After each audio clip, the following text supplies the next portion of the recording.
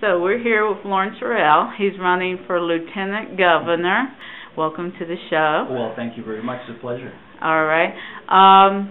What got you into the race for governor or lieutenant governor? Well, I've always enjoyed government. I've spent 25 years of my life in public service working in various levels of government. I worked in Washington for U.S. Senator Jeff Bingaman, and worked in Santa Fe for Governor Naya, and then worked in local government a good part of my career as well for 3 different mayors.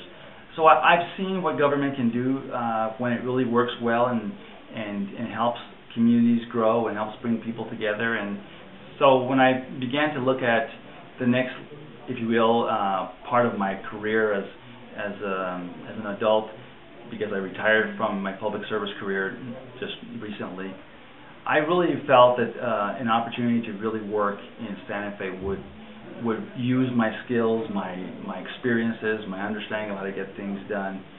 Plus, I will also say that I've always wanted to serve New Mexico in a different capacity, and when I was a young boy, I always thought about governor and lieutenant governor would be a great way to do that, and the timing seemed right.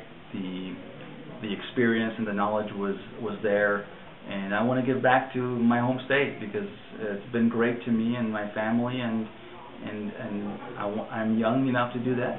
Plus, I also have a very, very strong belief in service, in public service. So it's about serving by and large. You and Diane Wills have known each other for a long time. Do you think that'll help when working with our future governor? I truly do, and I have known Diane for a long time.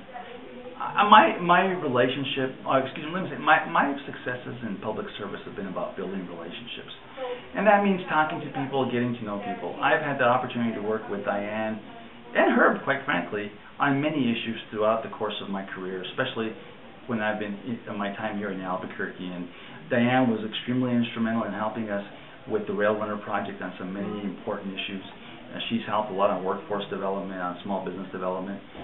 So we have a good relationship. So at the end of the day, when you build relationships with people, I believe that it's a much more productive outcomes can come from those relationships.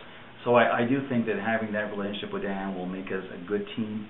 I certainly respect her immensely for what she's accomplished, and I know that she knows that the skills and the experiences I bring are extremely important to moving New Mexico forward.